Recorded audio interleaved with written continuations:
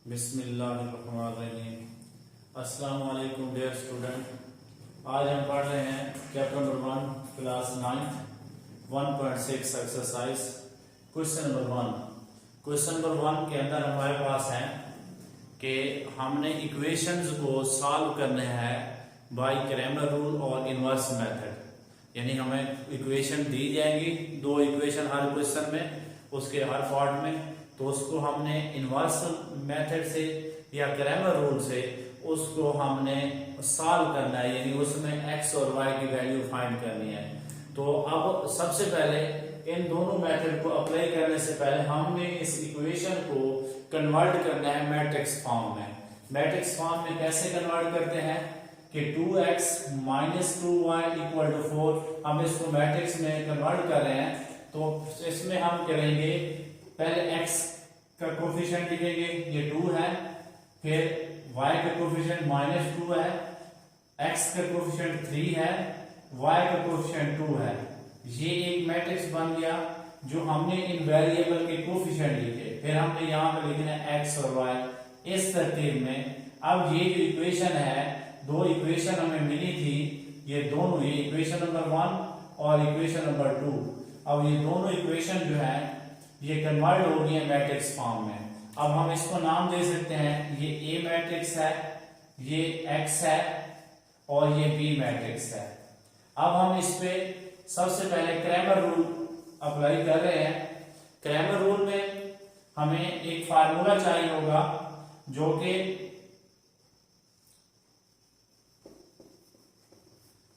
अगर हमने small x मालूम करना है तो वो है ए एक्स का डिटर्मिनेंट और a का डिटर्मिनेंट।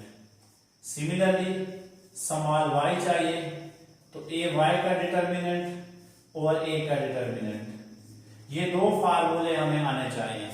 अब इसमें a तो हमारे पास मौजूद है, इसमें हम a का डिटर्मिनेंट मालूम कर सकते हैं। जो a का डिटर्मिनेंट है हमारे पास, हम डिटर्मिनेंट मालूम करने के लिए 2 मल्टीप्लाई 2 4, 3 मल्टीप्लाई -2 -6 और फार्मूले वाला +6 यानी इक्वल टू 10। अब जब सबसे पहले हमने कोई भी इक्वेशन अगर सॉल्व करनी है क्रैमर रूल से या इनवर्स मेथड से, तो जब हम उसका डिटर्मिनेंट फाइंड करेंगे तो वो नॉन सिंगुलर होना चाहिए। अगर वो सिंगुलर आ जाता है यानी डिटर्मिनेंट इक्वल टू 0 आ जाता है, तो हम उस इक्वेशन को, हम इक्वेशन सिस्टम ऑफ इक्वेशन को सॉल्व नहीं कर सकते। उस पे ना क्रैमर रूल लगेगा ना इनवर्स मेथड लगेगा। अब हमने इसमें दो चीजें और फाइंड करनी है, एक ax फाइंड करना है और एक ay फाइंड करना है। अब हमारे पास a तो मौजूद है, ax क्या है? ax मीन कि आप जो हमारे पास एक a मैट्रिक्स है, उस a मैट्रिक्स के अंदर हमने जो पहला मैट्रिक्स है यानी x के कोफिशिएंट जो है उसकी जगह पे ये b लगा देना है और दूसरा सेम रहे, तो इसमें इसलिए इस तरह हमें ax मिल जाएगा, यानी 4 और 6 -2 और 2। ये हमारे पास ax बन गया। अब ax का हमें चाहिए डिटर्मिनेंट। ax का डिटर्मिनेंट अब 2 मल्टीप्लाई 4 8, 6 मल्टीप्लाई -2 ये -12 और फार्मूले वाला +12 इक्वल टू 20। अब हमारे पास ax मौजूद है। अब हमें इसी तरह ay चाहिए, ay इक्वल टू, अब a मैट्रिक्स में जब हमें ax चाहिए था हमने पहले मैट्रिक्स को रिप्लेस कर दिया था बाय b मैट्रिक्स से। अब ay जब चाहिए तो हम उसी मैट्रिक्स a में से दूसरे मैट्रिक्स को हम रिप्लेस कर देंगे, उसी जगह पे b मैट्रिक्स लगा देंगे। अब ये बन जाएगा 2 3 4 6। अब ay का डिटर्मिनेंट ले हम, ay का डिटर्मिनेंट है 2 मल्टीप्लाई 6 12, 3 मल्टीप्लाई 4 -12 यानी +12 रहेगा फार्मूले वाला, तो -12 हो जाएगा। तो इसका मतलब है इसका जो डिटर्मिनेंट आ गया 0 आ गया। अब हमने दो फार्मूले लिखे थे, x is equal to ax का डिटर्मिनेंट और ay का डिटर्मिनेंट, a का determinant, y is equal to ay का डिटर्मिनेंट और a का डिटर्मिनेंट। अब x is equal to ax का डिटर्मिनेंट और a का डिटर्मिनेंट, यानी कि x का डिटर्मिनेंट 20 है, a का डिटर्मिनेंट 10 है, तो ये बन जाएगा 2। अब इसी तरह similarly y is equal to a, y का डिटर्मिनेंट इक्वल टू a का determinant equal to 0 over 10 equal to 0। यानी कि हमारे पास एक जो न्यू मैट्रिक्स बना जिसमें x और y की वैल्यू है वो है 2 और 0, 2 और 0। इससे हमने इक्वेशन को सॉल्व किया by Cramer rule, apply by Cramer rule, यानी कि हमने इस पे क्रैमर रूल लगाया। क्रैमर रूल के लिए हमें हर क्वेश्चन में पहले हमने इक्वेशन को इस तरह सिस्टम में कन्वर्ट करना है, उसके बाद ये फार्मूला लगा देना है। इस एक्सरसाइज के तमाम क्वेश्चन जो है जो क्रैमर रूल से होने हैं वो ऐसे ही होने हैं। अब हम आज और डिस्कस करेंगे इसी क्वेश्चन को इनवर्स मेथड से। अब हमने दूसरा मेथड लगाना है इनवर्स मेथड।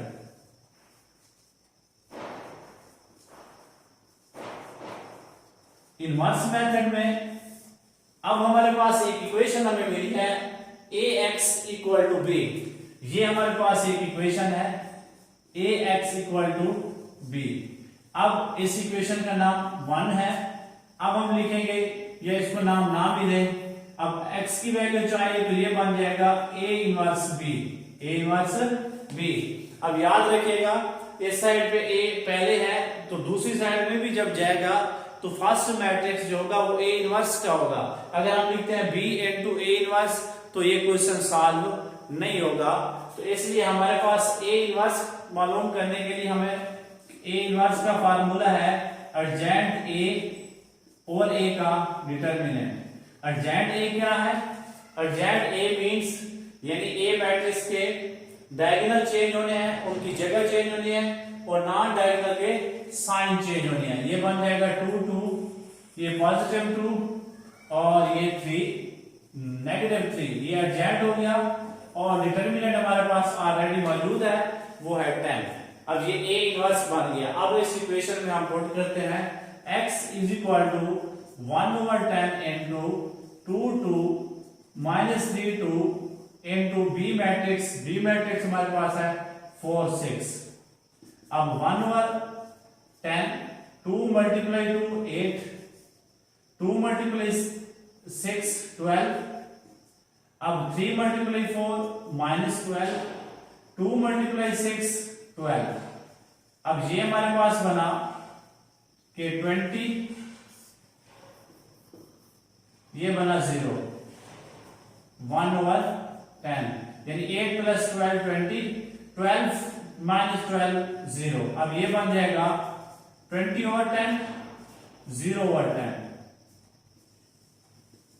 अब ये बना x इज इक्वल टू 2 और 0, यानी अब हम इसे लिख सकते हैं x y इक्वल टू 2 0। अब डियर स्टूडेंट्स, अब हमने हमारे पास एक दो इक्वेशंस थी, हमने उन दो इक्वेशंस को क्रैमर रूल से भी सॉल्व किया, इनवर्स मेथड से भी सॉल्व किया। दोनों में हमारे पास जो x और y का जवाब आया वो सेम आया दोनों में। अब देखो इसमें भी x y 2 और 0 है, इसमें भी x y 2 और 0 है, यानी कि हमारे पास दोनों में जवाब सेम आना है, लेकिन मेथड का डिफरेंस है। क्रैमर रूल में हमें दो फार्मूले याद होने चाहिए, x is equal to a x का डिटर्मिनेंट और a का determinant, y is equal to a y का डिटर्मिनेंट और a का डिटर्मिनेंट। अब a का डिटर्मिनेंट तो हम आराम से मालूम कर सकते हैं क्योंकि पहले पढ़ा हुआ है हमने, a मैट्रिक्स भी बना है। अब यहां से हमने फाइंड करना है ax क्या चीज है। जब ax हमने फाइंड करना है इसका मतलब है ये जो इक्वेशन हमारे पास थी, ये देखिए ये x के कोफिशिएंट है, तो उस x के कोफिशिएंट यानी a में से पहला कॉलम जो है उसको रिप्लेस कर देना है, उसकी जगह पे b कॉलम b मैट्रिक्स लिख देना है। b यानी कि 2 3 को हमने खत्म किया, उसकी जगह 4 और 6 को लिखा, तो ये हमारे पास ax बन गया। फिर उसके बाद ax का हमने डिटर्मिनेंट लिया जो कि हमारे पास 20 आ गया। सिमिलरली हमारे पास ay हमने मालूम करना है। ay कब मालूम होगा? जब हम a मैट्रिक्स से दूसरा कॉलम रिप्लेस करेंगे, उसकी जगह पे हम b मैट्रिक्स लगाएंगे, तो फिर हमने ay का भी डिटर्मिनेंट लिया जो कि 0 आया। उसके बाद हमने फार्मूला लगाया x is equal to a x का determinant, y is equal to a y का determinant, x is equal to a का determinant, y is equal to a y का डिटर्मिनेंट और a का डिटर्मिनेंट। अब a x का determinant वो हमारे पास 20 था, a का डिटरमिनेंट 10 था, 20/10 is equal to 2। Similarly a y का डिटरमिनेंट 0 था, तो a का डिटरमिनेंट 10 है, 0/10 इज इक्वल टू 0। अब यहाँ पे हमें x और y मिल गया। अब हमने इसी क्वेश्चन को इनवर्स मेथड से किया, तो वहां हमारे पास जो इक्वेशन मिली थी ax is equal to b, a जब दूसरी साइड पे जाएगा, क्योंकि हमें x फाइंड करना है, तो वो a इनवर्स हो जाएगा।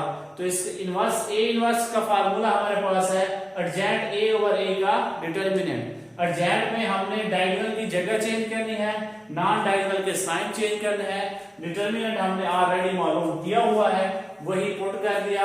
अब a इनवर्स की वैल्यू ये आ गई, ये b मैट्रिक्स है, इनको मल्टीप्लाई किया, फिर 10 से डिवाइड किया, तो हमारे पास x का जवाब आया 2 और y का जवाब आया 0। इस तरह डियर स्टूडेंट जो 1.6 है उसके जो तमाम क्वेश्चन है एक्सरसाइज 1.6 से क्वेश्चन 1 के जितने भी पार्ट्स हैं उनको हमने इसी तरीके से करना है, इनवर्स मेथड और क्रैमर रूल। इन दोनों मेथड सेम मेथड है, हर क्वेश्चन का हम कर सकते हैं और ये मोस्ट इंपॉर्टेंट एक्सरसाइज है।